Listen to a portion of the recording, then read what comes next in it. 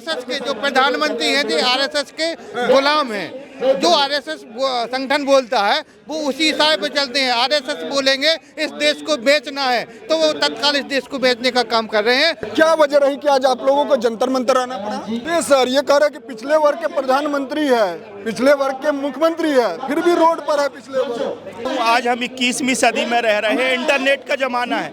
आज हम इंटरनेट में अगर गूगल में डालें कि देश में शेर कितने हैं तो शेर मिल जाएंगे, पशु पक्षी कितने हैं ये मिल जाएंगे।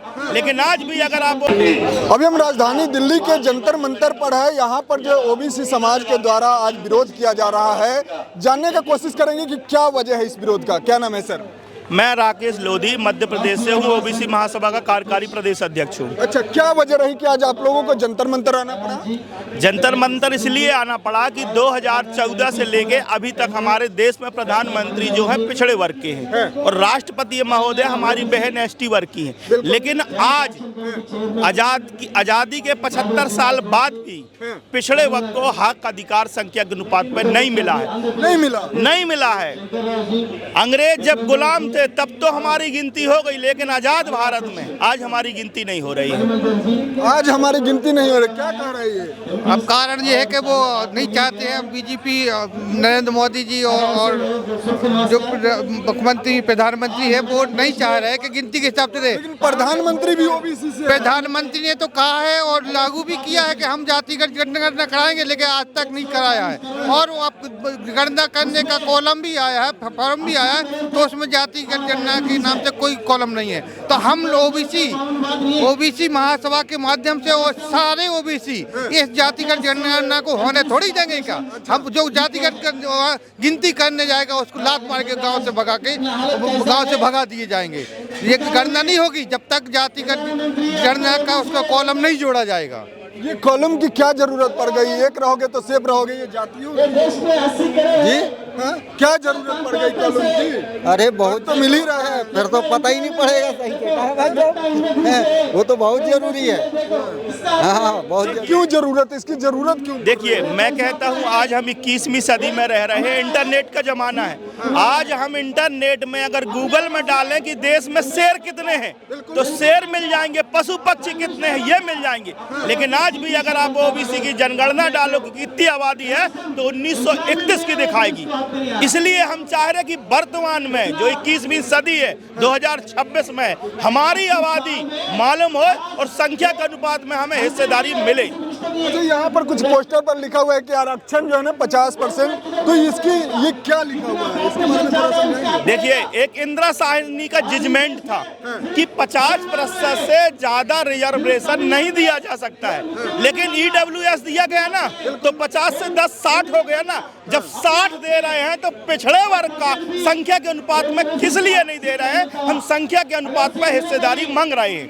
वही ना जनरल वर्ग को न दिया गया है 10%। अरे तो हम तो कहते हैं उनकी गिनती करा लीजिए, आप ओबीसी की मत कराइए, SC ST की गिनती है, आप जर्नल की करा दीजिए, बचा ओबीसी माइनॉरिटी तो उसकी उतनी आबादी उसका हक दे दीजिए। प्रधानमंत्री जी भी कहा जाता है कि ओबीसी वर्ग से आते हैं, फिर आप लोग जो विरोध कर रहे हैं तो क्या वजह है इसकी? यही तो दुर्भाग्य है, यही तो हम ठगा महसूस कर रहे हैं कि हमारे मध्य प्रदेश में मुख्यमंत्री 2003 से लेकर के वर्तमान तक पिछड़े वर्ग के हैं। अब देश में प्रधानमंत्री पिछड़े वर्ग के हैं, लेकिन पिछड़े वर्ग को हक अधिकार नहीं मिल रहे हैं, वही आज रोड में है। अरे होना सौभाग्य तब होता जब पिछड़े वर्ग का मुख्यमंत्री, पिछड़े वर्ग का प्रधानमंत्री अगर होता और पिछड़े वर्ग का व्यक्ति रोड में ना होता, तब तो सौभाग्य होता पिछड़े वर्ग का प्रधानमंत्री और मुख्यमंत्री बनने का। लेकिन यही तो दुर्भाग्य है कि पिछड़े वर्ग का प्रधानमंत्री और पिछड़े वर्ग का मुख्यमंत्री है, लेकिन पूरी पिछड़ा वर्ग समाज आज रोड में बैठी है। यही तो दुर्भाग्य है। ये सर ये कह रहे हैं कि पिछले वर्ग के प्रधानमंत्री है, पिछले वर्ग के मुख्यमंत्री है, फिर भी रोड पर है पिछले वर्ग। सच यही तो दुर्भाग्य है इस देश का कि हमारे अपने को होते हुए हम लोग रोड पर हैं। रोड पर हैं। इसी तो रोड पर आप देख रहे हैं जंतर मंतर में हम धरना प्रदर्शन कर रहे हैं। क्यों कर रहे हैं? क्योंकि हमारे जो लोग हैं वो सिर्फ मुखेटे हैं, उनको अधिकार लेने, उनको पावर नहीं है, वो तो सिर्फ बैठाए गए हैं। उनको जो है सिर्फ सामने दिखाकर पीछे कोई और खेल रहा है। इस कारण हमारा जो ओबीसी जो जनगणना है वो नहीं हो पा रही है। अधिकार के मतलब आप किस अधिकार का मांग कर रहे हैं, क्या चाह रहे हैं अधिकार में? हम लोग अधिकार में जो हमारे इस देश की जो व्यवस्था है, जो ये हमारा देश है, ये आदिवासी काल का देश है, ये अनंतवासी देश है ये हमारा।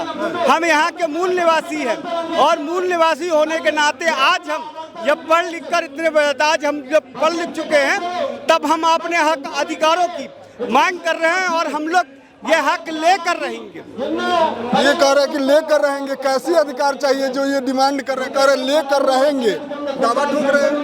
देखो ये भारत जो है ये मूल निवासियों का देश है और आज भी मूल निवासियों के साथ उनको हक अधिकार को छीना जा रहा है और 65% आज भी 54-55% ओबीसी रहता है। और आज भी जो है सरकार जो है जब आप ईंट पत्थर गिट्टी की गणना कर सकते हैं तो ओबीसी की जब गणना कर रहे हैं तो उसमें जाति की जनगणना क्यों नहीं कर सकते हो आप? जब ईंट पत्थर की गिनती कर सकते हो उसको क्यों नहीं कर सकते? यानी जातीय जनगणना होना चाहिए। क्यों नहीं होना चाहिए? सर ये जातीय जनगणना से इसका समाधान हो जाएगा? हो जाए। देखिए मैं कहता हूँ अगर वास्तविकता में जो बाबा साहब लोहिया की विचारधारा थी सामाजिक न्याय की लड़ाई बहुत पहले से थी। सामाजिक न्याय कब मिलेगा? मैं कहता हूं हम जनरल वर्ग के विरोधी नहीं है। EWS आप दे रहे हैं ना, हम तो कह रहे हैं गिनती करा लीजिए, उन्हें भी संख्या के अनुपात में उनकी हिस्सेदारी दे दीजिए। SC ST की गिनती होती है, OBC की करा लो, जर्नल की करा दो, संख्या के अनुपात में बराबर का हिस्सेदारी कर दो ना। मतलब कहना चाह रहे हैं कि जिसकी जितनी हिस्सेदारी उसकी उतनी भागीदारी होना ही चाहिए, तभी ये हिंदुस्तान में सामाजिक न्याय होगा। अभी आपने देखा है कि UGC जब प्रधानमंत्री जी ने लागू किया तो किसने विरोध किया? बिल्कुल, जब UGC में विरोध किया तो यही तो दिख गया कि कितने बड़े लोग जो है सामंतशाही लोग हैं, कितना चाहे वो कांग्रेस पार्टी में हो चाहे वो भाजपा पार्टी में हो, सभी ने मिल करके बाबाओं ने भी विरोध किया कि UGC में लागू नहीं होना चाहिए। इसमें छात्रों में उसमें प्रशासन ने भी सहयोग किया कि तत्काल उसमें स्टे दे दिया। इसलिए ये RSS के जो प्रधानमंत्री हैं ये RSS के गुलाम हैं। जो RSS संगठन बोलता है वो उसी इशारे पर चलते हैं। RSS बोलेंगे इस देश को बेचना है तो वो तत्काल इस देश को बेचने का काम कर रहे हैं। और जो आप कहते हो कि OBC पिछड़ा वर्ग का है तो वो पिछड़ा वर्ग का नहीं है, वो गुलाम है। UGC सही था? नहीं, UGC सही था। UGC जो लागू किया था उन्होंने, बच्चों में भेदभाव करना सही था, कॉलेज के छात्रों में भेदभाव करना सही था? नहीं तो भेदभाव थोड़ी हो रहा था उसमें भेदभाव नहीं हुआ था। जो जैसे अभी आप कई स्कूल अभी आज की डेट में आप किसी भी गांव में चले जाओ, अगर घड़ा रखा हुआ है, कोई नीची वर्ग का बाल बच्चा है वो वहाँ पढ़ने जाता है तो उसको उस घड़े में से पानी निकालने नहीं दिया जाता है। आज की समय की बात बता रहा हूँ मैं। तो UGC जो बिल लागू किया था वो जायज था, उसको रहना चाहिए था, लागू करना चाहिए। कहाँ से आना हुआ सर, क्या नाम है आपका? मेरा नाम हम महाराष्ट्र आए हैं। भारत से? हाँ, भारत से तो सब महाराष्ट्र से। अच्छा, महाराष्ट्र से। हाँ, महाराष्ट्र चंद्र बिजली से आए हम। क्या वजह रही आने का? हम मराठी से बात करते हैं हम। नहीं, हिंदी नहीं आते, मराठी नहीं चलता। कोई नहीं, मराठी चलेगा। ओके। या देशामध्ये संविधान आहे, संविधानानुसार या देशामध्ये SC ची ST ची जनगणना होते, पण OBC ची जनगणना होत नाही।